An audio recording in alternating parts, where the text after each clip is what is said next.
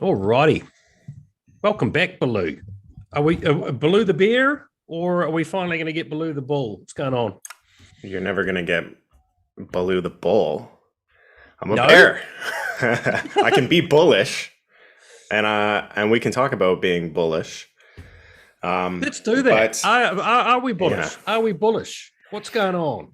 well, I think that we're still proving to the market. Now, I'm leaning bullish. I haven't kind of changed that for a while. I've been leaning bullish since we had a breakout right at around 35,000. So my bias is still bullish because the macro is a bull market. That's supported with some of the on-chain data, supporting that we haven't seen a huge influx of supply that we typically see at the end of a cycle. But price and fundamentals don't always align, so you do have to proceed with caution, and you do have to kind of accept the fact that the market is random and often not correlated with fundamentals. And we're seeing some positive. Infinity might be a good example of that chart. We'll have a look at soon, eh? Yeah, we can take a look at AXS. So this is we'll talk about Axie because it's actually a really good example as to what I expect. We've got plenty of Axie scholars in the chat here. Welcome to you all. Good to see you all. If you've got any questions for Blue and I, please drop them in here. I can't actually see the questions when we're looking at charts, but I will get to them after we do that. So shoot away, people. All right, Blue, jump on in, man. Yeah, let's just take a look at a few charts here. So I'm just going to share my screen here. So we had a breakout. I think the last time I was on the show here, we were waiting for a breakout of this downward sloping line of resistance. I said until we can get above this downward sloping line of resistance, there's really nothing to get too excited about. We broke out of that. We had a little bit of a bull flag, and we're now moving up to test the area of the previous high, which is right at around 52,700 on my FTX chart. So it's a very important level. It's one that we look like we have the ability to test and maybe even break out of in one go. If we don't break out in one go, then we'll probably come back down and test somewhere around 48, maybe even the 50, the psychological 50. But we're slowly ticking through that $50,000 resistance. Now, if we go and take a look at Bitcoin on a logarithmic line chart, we're now back above. Here is a logarithmic chart that just kind of smooths out the volatility and gives you a macro perspective as to where we are. And we were below the 200. Now, typically speaking, when price action is below the 200, if you want to be a purist on bull/bear market, when you're below the 200, you're in a bear market. When you're above it, you're in a bull market. A lot of people don't really follow that metric because you can go in and out of that bull/bear. And it's like, if you're going to make a call, what's the call? Are we in a bull market or are we in a bear market? But from a TA standpoint, we spent a lot of time under the 200. We were in a technical bear market. We have gotten above that, and we're now just testing this line of resistance right here that it looks like we want to kind of break past. So it's looking really good as far as Bitcoin continuation. Now, when we take a look at the total market cap, however, we're a little bit lagging in structure, and we're seeing that with the follow through inside of the altcoins. The altcoins are kind of, at best being dragged up by Bitcoin's price action. So it is a little bit of a lagging indicator. And I have a lot of people, anytime Bitcoin makes a move, everybody's just like, what alts do I buy? And we're at the point now where it's not about what alts to buy. You have time. You have time to think. You have time to strategize. Because it's not full-blown alt season yet. Now, we do have alts popping off. Axie Infinity, there's an incentive for demand there. We've seen a lot of, Luna is another one. We've seen a lot of these projects that have seen some good gains. But for me, altcoin season is a continuation of the bull market. There's typically two big moves a year in the crypto space, period. So we're getting ready to convince ourselves of that move, and the altcoins are going to lag against Bitcoin with that move to kind of take shape. So if you're new to the Bitcoin dominance chart, actually, I'll just finish up my note here on the crypto market as a whole. We're still under this line of resistance, whereas Bitcoin is pushing up against it and past. It's leading. It's giving permission to the market to have a breakout here. The total market cap is lagging behind that structure. So I'm not going to call a full on altcoin market until we can get above this level. We need to break above that level. And I also want to see Bitcoin dominance fall. We've tested 40% dominance in Bitcoin market capitalization twice.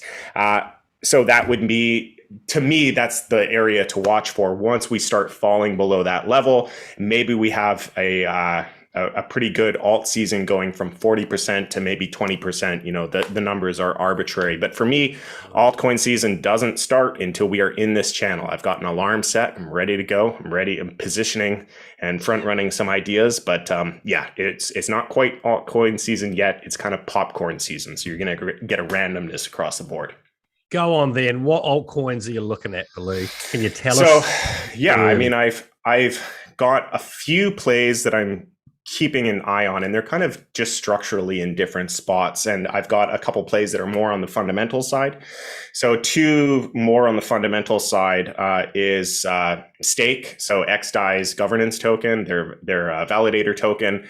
It's definitely a market lagger, and I can contribute to the fact that it's just not available on many exchanges. Hard forking is launching on that platform, Baloo. I think it's really undervalued as far as the market is concerned for a scaling solution for a side chain. Now, we do have a lot of true layer 2s being launched on Ethereum. We have Arbitrum and we have Optimism, as well as Immutable X. So there are some true layer 2s being launched on Ethereum that could kind of stifle some of these sidechain innovations. Even though I do think that they do have a place, we could see a stifling of the narrative around those. So it's definitely not a token that I'm, getting really excited about, but I do have a position. And another one is my other fundamental play is Sushi. I think Sushi is the market is valuing Sushi as though it's Uniswap, and it's not.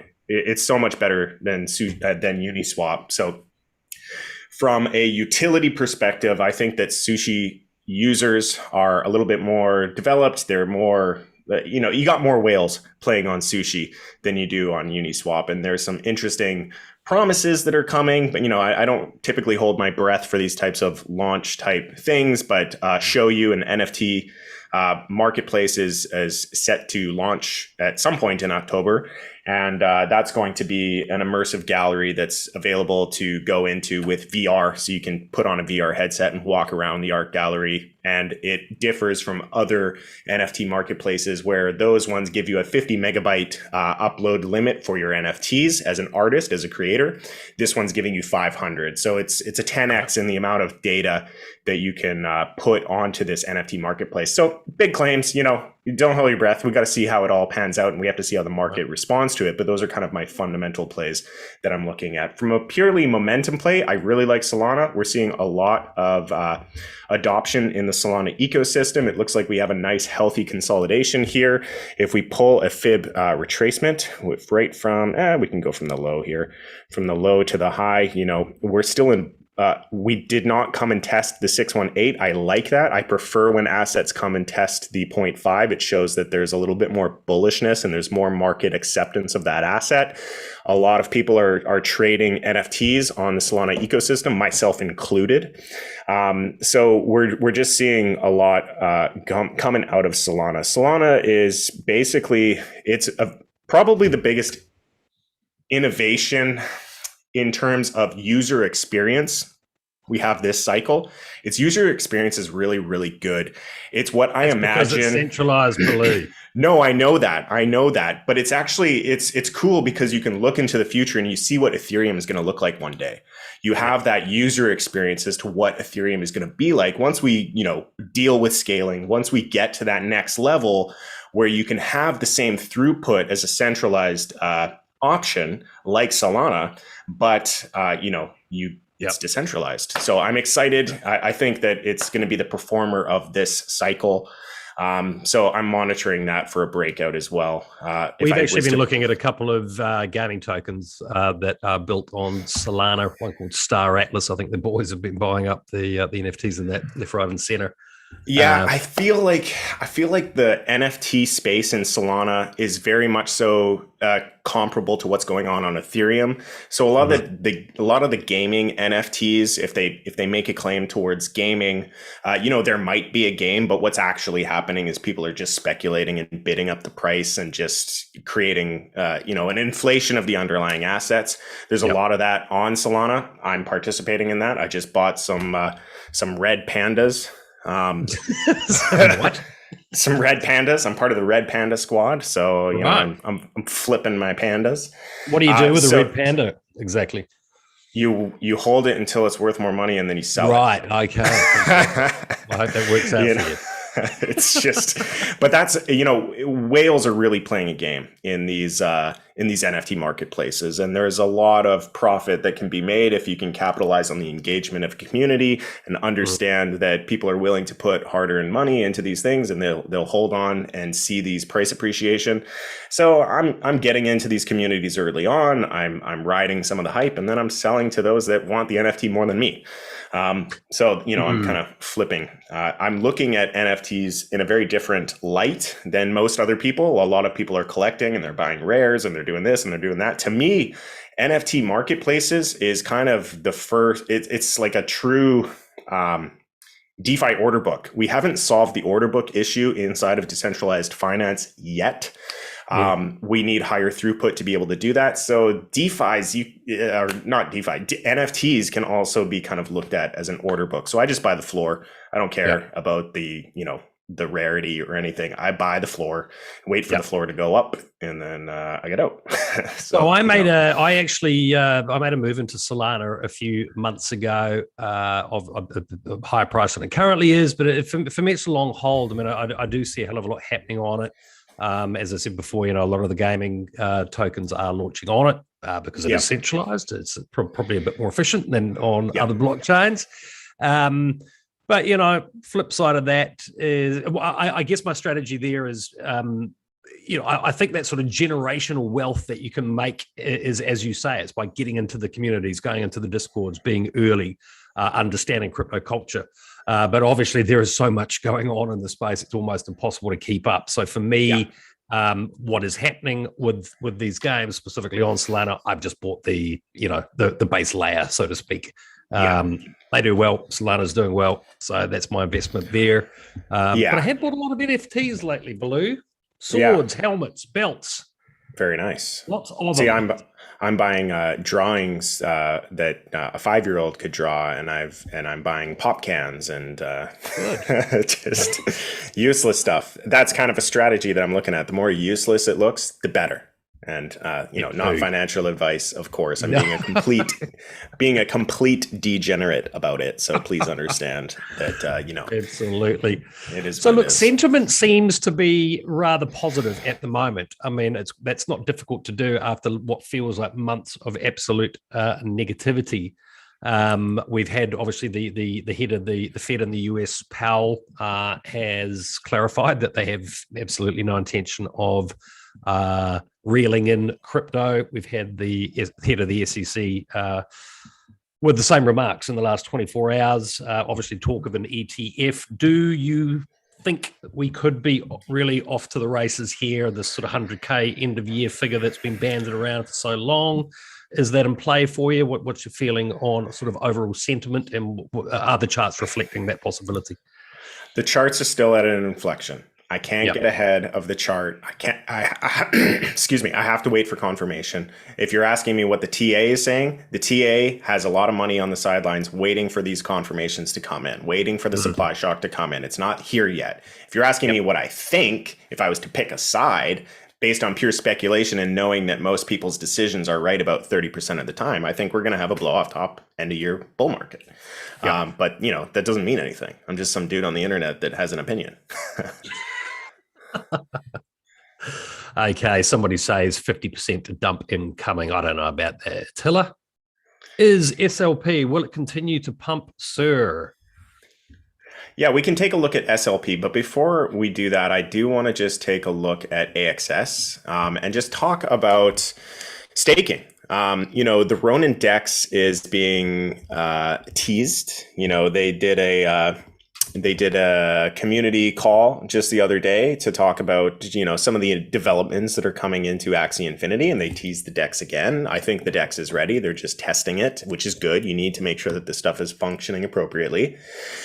Teasing that there's going to be more than the tokens that are expected. If I was to speculate, I would just think that they're going to pick some sort of stable, whether it's USDC or DAI. But yeah, the DEX is coming, and this pump here on AXS is as a result of the staking pools. The staking pools started off at about 350% APY. They went to 250% APY. They're probably now at around 150%. I haven't checked. Is that all? But yeah, and it will continue as the pool fills. It'll go less and less. But this is what happens when you need to fill a pool. And I've been talking about this for a while now, talking about when the DEX is launched, they're going to need to fill an SLP pool. They're going to need to fill a DAI pool. They're going to need to fill an Ethereum pool. They're going to need to fill these pools with liquidity. When you want to be a liquidity provider, you have to buy the asset. So there's going to be a bit of a supply shock.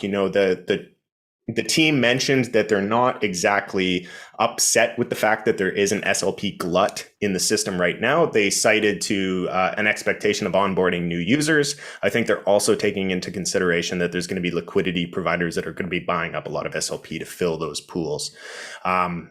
So yeah, we could trading SLP. Leanne seems to think there's a bit of that going on at the moment. Oh yeah, yes. Yep. Yes.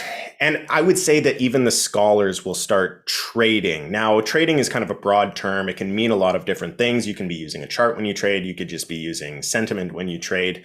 We have a lot of scholars running it here, and they come into Axie, or a lot of them came into Axie, and they saw S&P get to 35, 40 cents. They saw that, and they regret not selling. They were holding at the end. They were holding, and they're like, hey, do you think we're going to go back up to 40 cents? I was going to wait and sell and blah, blah, blah. So they're already thinking about earnings through the timing of when they sell. So if we do start to see SLP increase in price, that's going to be a kind of a liquidity crunch. Especially if these scholars are in a position where they don't need to sell right away, they will be encouraged just inherently by the price going up to hold. And, that will, we'll probably see prices not dump, but we'll see a lot of supply enter the market once we get back up to those levels. Let's just pull up a chart here. Once we get up, back into this sort of range here, we'll see supply re-enter the market. But it'll be really interesting to see what happens if we actually break out above this line. Now, that's going to be full blown bull market crazy mode if we do get above kind of 35 cents. But I did make some speculative counts, some speculative calculations that, and again, these are just calls. None of this has to happen, but I did kind of get a point and figure count of SLP up and around $1. I think that'll probably be a very significant event. And there will be a lot of supply enter the market at that time, but I'm not ruling it out as an impossible target. So, take that with you, what you will. God. Well, you've made most of the audience very happy with that statement. Hopefully, they're not. I mean, nothing has to happen. Targets are just targets. They don't have to happen. Yeah. I can tell you right now, if we hit $1, I'm selling, and I'm probably not alone on that. So expect it to be short-lived. Expect a market to be flooded with supply after that point. Baloo, give me your thoughts. Give me your thoughts on this. So obviously, we're actually we're not rebranding, but we're launching a new website in the coming week. We've really shifted a lot of our focus to play to earn, to NFTs. Obviously, Hard Forking is a crypto culture channel where we'll continue doing the trading thing. It's a massive part of what crypto is. But looking at the attitude of the scholars with these massive movements in SLP, we've been up at sort of 35, 40 cents, as you say, down to 5 cents. It sort of seems like, kind of water off their backs. I mean, I know it's hurt a lot of people. A lot of people rely on this as their main source of income. But for me, I'm even more committed to the gaming space and committed to expanding what we're doing with Axie, because when we do go into the bear cycle, I kind of think that, well, I'm pretty confident that the gaming space is where I want to have the bulk of my capital that's active in the crypto space, at least. I don't, something like, a bear market. Do you think something like Axie or gaming in general will be less affected by a pullback than other assets that are really just sort of speculation? I think it's really going to have to do with how many people are playing the game and how many changes are happening to the ecosystem that's going to incentivize people to buy and sell and trade Axies. If SLP even gets close to 75 cents, that's going to bring a wave of new users. Now, that's not a good thing long term. That's kind of it's the wave of new adoption that causes a bear market. And I know that sounds kind of counterintuitive, but the reality is everybody rushes in, they put in a bunch of money, they make a bunch of investments, they go breeding crazy, and then the market can't sustain those levels anymore, and we have a glut. We have a glut in the supply, so it does have to flush out. We need to go down in price, flush out those that are just not here for the right reasons, and that's going to contribute more to the glut of the supply. And then you need the natural adoption of onboarding new users into the game that are there to play the game to absorb that supply before you can get another appreciation. So I do see the price of AXS falling, to pretty considerable levels. I see SLP coming maybe right back down to the floor, or maybe it just lives down at 8 to 10 cents and then turns around, and that's its entire life cycle. I don't know. And then I also see the prices of Axies falling as well, because there will be a glut of supply. It's the natural ebbs and flows. If we had a linear space, I wouldn't have a job. It would just go up normally. True. So look, next question for you. Obviously, so let's say hypothetically we do get this crazy sort of end of year bull run. Everyone FOMO's in. What sort of strategy are you thinking of? And if you were to be taking, a decent percentage of your assets off the table, are you staying within crypto? Are you going into stable coins? How are you going to protect your gains? What sort of strategy have you got? Well, first and foremost is to take profits and realize gains into the fiat system. I know that doesn't sound sexy, but I've got bills to pay. I would like to pay off my house. I would like to be debt free from a mortgage. So I'm going to take those big ticket purchases and realize those into reality so that I'm in a position of more sustainability long term. And then beyond that, I will be holding a lot of stables, probably evenly split between USDC and DAI. Probably split that into a few lending protocols. As those pools drain, the APY will increase. And then just chill. I might even put in a simple short position on BTC, probably in the form of an options contract. But, again, I'll have to see what happens after that. In terms of my NFTs, the JPEGs that I'm flipping right now on Solana, I don't plan to have those very long at all. But the Axies themselves, just shout out to my scholars, I have no plan on selling those Axies because I don't want to take away somebody's ability to earn an income, even if they do kind of capitulate on me at the end when SLP is, not worth their time anymore, if that ever does happen. But yeah, I plan on keeping those NFTs because I think that, there's probably more legs with Axie. We'll see what happens, but I don't have intentions of selling those NFTs, and I have intentions to stack up more digital assets in the bear market. Yeah, some interesting stats from the gaming world, obviously sort of heavily driven by the success of Axie, but it's become a $10 billion asset class now within crypto, which is just absolutely massive. Yeah, quite incredible. I think they've sort of moved into about number 6 in the sort of overall gaming space. Which is really quite incredible. So obviously they've got a massive war chest. I'm expecting some pretty awesome innovation from them with that amount of money to spend. So let's see. Shiba Inu, what the hell happened there? It was shilled, and it was listed, and it's easier to buy. And I don't know. Egens like their fucking meme coins. I'm buying red pandas. Other people are buying Shiba Inus. Yeah, exactly. We can't really sling shit at anyone if you like red pandas there. Really. Yeah. Okay. It is what it is.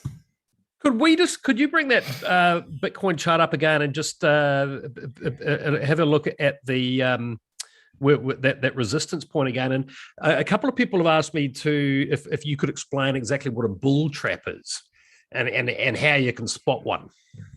You can't. That's what makes it a trap. So a bull trap is basically a bullish setup. So a breakout of resistance. So let's say this, we have a breakout of downsloping trend line. We enter on the breakout. We get a bull flag on the smaller time frames, and we continue up to higher levels. You start piling on leverage. The thing that you need to realize is the markets are random. These are just people. These candles represent somebody buying or selling. That's it. You can't predict the future. You can only interpret what's happening in the present, and you can position yourselves alongside the probabilities of a bullish or bearish trend. That's it. So a bull trap is when you get convinced into a bullish position, get convinced into having a long exposure, and then the chart just goes the other way. And you feel as though you got trapped. It's really nothing mystical. You can't really spot it. You spot it when you start losing money. It's that, yeah. And you cut your loss. We have your stop loss, whatever the case may be, and you prepare for the next setup to fight another day. A lot of people think that there's a lot to learn on the TA point of view. Technical analysis is just a tool. The way that you make money in these markets is your strategy on how you interpret that information. So risk management, how you take your position sizes, always having cash available so it offers you options. These are all strategies that traders use so that they're able to be fluid inside of the market. If you're all in all the time, you're at the mercy of the market. I'm not saying that's a bad thing. Just don't think you're a trader. You're an investor that's buying in the middle of a cycle. So it's a different strategy. So we throw a lot of blame towards the market and saying, oh, it's manipulated, or this person did that, or that person did this. And I don't really look at it that way. You just position yourself alongside the probability. And if it works, fantastic. And if it doesn't, it doesn't. The key takeaway is when it doesn't work, have a plan in place so that you don't lose a bunch of money. And when it works, ride it. Ride it hard. When it works, it's supposed to be an asymmetry. You can be wrong a lot. Some of the most famous traders in the world were correct on their predictions 30% of the time, and they still made millions. Okay. Yeah. It has nothing to do with being right. It has nothing to do with being right. When you're wrong, you lose a little. When you're right, you win a lot. It's that. That's all it is. Okay, so Baloo, we're on a 4-hour chart there, correct? Yes. What sort of time frame? So going back to where we went off an absolute cliff there at the top of where you've drawn the line there. Yep. That's going back to when? How far back are we there? That sell-off happened. Sell-off happened, I think, beginning of September. Yeah, the first week of September. So that's a pretty interesting situation we're coming into now, isn't it? Because sort of before we went off a cliff there, that was a pretty healthy looking chart. Yeah. When we're looking at this chart, then would you say that if we do break that resistance, we're kind of off to the races based on that? Because the next sort of resistance point is right back up there at around 60. Correct. Yeah, the next major kind of resistance is going to be this one, which I think, honestly, if we get up there after an accumulation, it's not going to be that big of a deal. I also don't think it's going to be that big of a deal if we get up here. This is the biggest deal I see getting past this point, because it's going to prove to the market that we're in a higher high, higher low structure after an accumulation. So will there be resistance there? Yes, there's going to be resistance. There's going to be people selling. There's going to be bears ready with their orders to dump at that level. I haven't made a trade for a while, Baloo, but I will be looking for a little correction when we hit that mark. But I do, my gut feeling tells me we're going to push through it after a couple of bounces. Yeah, I think I don't know what the market's going to do. I think we're going to stall there. We're going to test it, but I don't think it's going to be very volatile, because the moves we've had thus far have been tight consolidations. So we might have a little consolidation underneath and then finally break out. If we're bullish here, we're going to have a lot of people not willing to sell. We're going to have a lot of shorts that are not being entered. We're going to have the market convinced that we're ready for kind of a 2017 style movement. So, that's we get above 64 Baloo. You watch the retail FOMO happen. It's good. I mean, once we get above 64, you're going to get everybody who's in the market going long. You're going to have everybody who's in the market, adding to positions and digging deep, and they've been spanked. So they're a little bit more responsible with leverage, hopefully. And we're going to see a lot of bullish momentum with the market participants that are already in the space. Beyond that, we're going to be testing 80 to 100K. If, when we're at 100K, that is going to be news. That's going to be front page news. That's CNBC material. You're going to see a lot of people jumping into Bitcoin because the last time they heard about Bitcoin, it was at 20K. And now all of a sudden, they think it went from 20 to 3, and that's the last they heard of Bitcoin, and now it's at 100. Yeah. Look, I just want to give a shout out to our community. I know a lot of you have shown up today.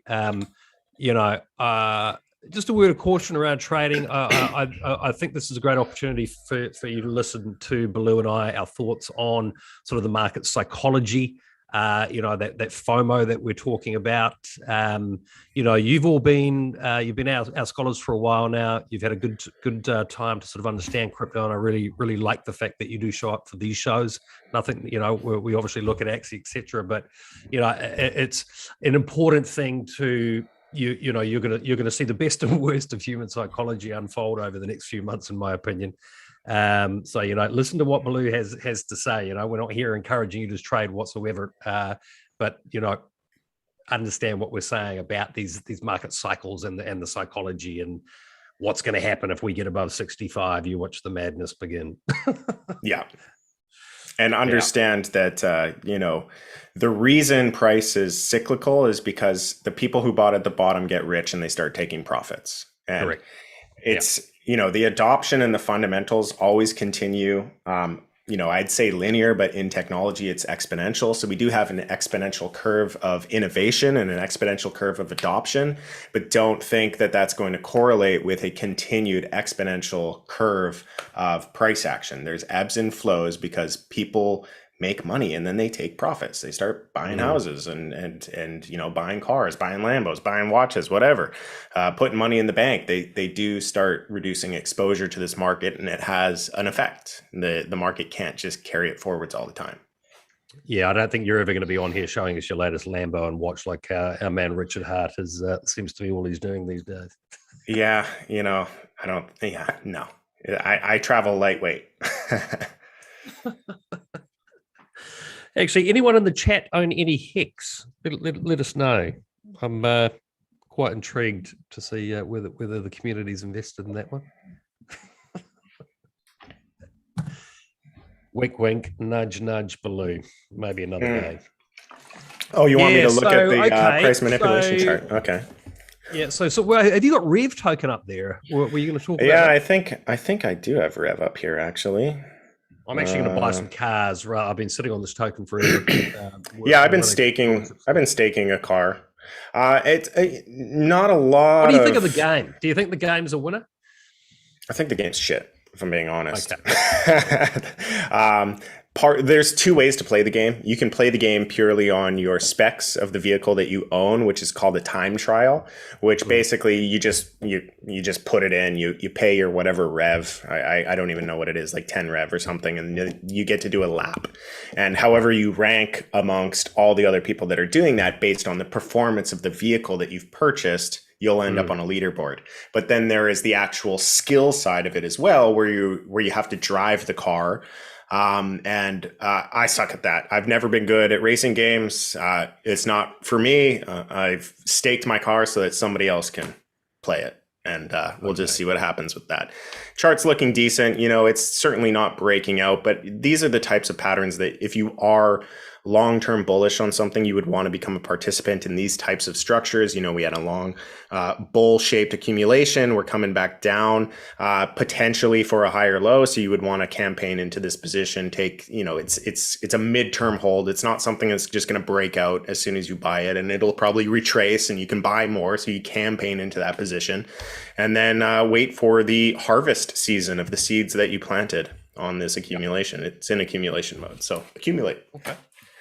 Just while we're talking gaming tokens, Baloo, is there anything else in the gaming space from a chart perspective or a something that you've had a look at that you think's got legs? From a chart perspective, honestly, or a game that you think, okay, there's a great community here, it's a good game. I've just become such a gamer lately. So you know what? Actually, Gonzo mentioned one, Revomon, and I don't know a ton about it, but it's a VR game. We've had them on the channel a couple of weeks ago. Yeah, that chart looks good. I like that chart.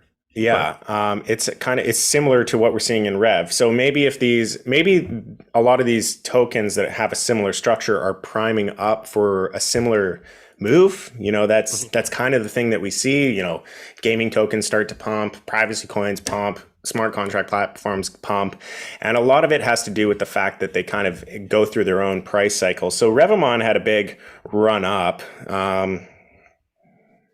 Went up 1,000%, so it did a 10x after it found a floor after launch, and we're finding a floor now. We've got this trading range that has kind of developed. So this one is in accumulation. If it's using VR is very hot. We're going to see a lot of things happen with VR. I'm looking at getting VR in Q2 of next year. There's rumors of an Apple VR being launched, and I'm an Apple fanboy, so I got to get my hands on that. So VR is definitely going to become more mainstream, especially in the gaming sector. So yeah, it's a no-brainer that you can build a narrative around this one. So if it is virtual reality, some world that you can run around like Decentraland with some games, you know, I think this Player One is coming. Ready Player One is coming. Yeah, sooner than most think. So yeah, it's the chart looks good. I like it, and I took a quick look at it. Yeah, it is what it is, man. It's unavoidable. So wrap your head around it. You can fight it all you want, but it's coming. Yeah. Okay. Very good. Very good. All right, mate. Any other charts before we wrap up? And we'll maybe audience, if you've got any questions for us, how does N9 gold look? 9 Chronicles gold. We haven't actually. Oh yeah, we can take a look at that. Yeah, sure. I haven't taken a look at 9 Chronicles in a while. Yeah, let's NKG. Or NCG. So look, I have obviously been talking with the guys who developed this. I'm a big fan of their approach to this, of their roadmap. I'm somewhat addicted to the game. I've been ranking in the top 100 for the last 3 weeks. So oh wow, you know, I've gone a little overboard with acquiring assets and playing this thing. So what does the chart tell us? And then I'll sort of give you my fundamental thoughts on the charts are saying that people are bullish and we're consolidating. We're just trying to decide on price. We have a little bit of a squeeze that has developed. If you get a breakout of this consolidation, it's off to the races. In my opinion, it's a very healthy and typical consolidation that we're looking at. So yeah, it's, you know, it is what it is. Keep an eye on this one. You have a squeeze in the context of a uptrend, higher lows throughout. So a symmetrical triangle, it kind of indicates that we have a higher probability of continuation. It sounds like the game is engaging and people are using it. The marketplace, you know, I don't know how liquid the marketplace is or what's going on, but it sounds like you're buying a lot of stuff. So you're probably not alone on that. So basically we're in the middle of the season 0, they're calling it at the moment. So basically, it's sort of a pre-release. I mean, I think there's about 4,000, just under 4,000 people playing it at the moment. There were, you know, it's a custom-built blockchain. Has been quite a few issues, especially with people who have got bad internet or maybe old laptops. I've had absolutely no problem for the last week since the latest upgrade. So from what I've seen, I think this is quite an addictive game. I think it's going to be a winner. I'm happy to put my hand up and say, yeah, I hold this token. full disclosure there. I also hold a bunch of belts, a bunch of swords, a bunch of costumes. Full on.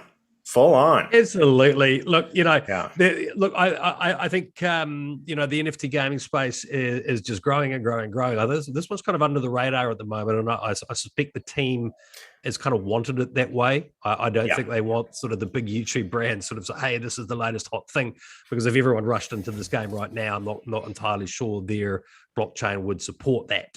It's a work in progress. But the big difference with Nine Chronicles is it's a functioning game. All I hear, you watch all these other YouTube channels and here, you've got some clown telling you about the latest and greatest game. It's a freaking trailer. I could whack together a trailer with our production guys in a week and take everyone's money off them if I was so inclined. That worries me about the gaming space. I'm seeing more and more of that.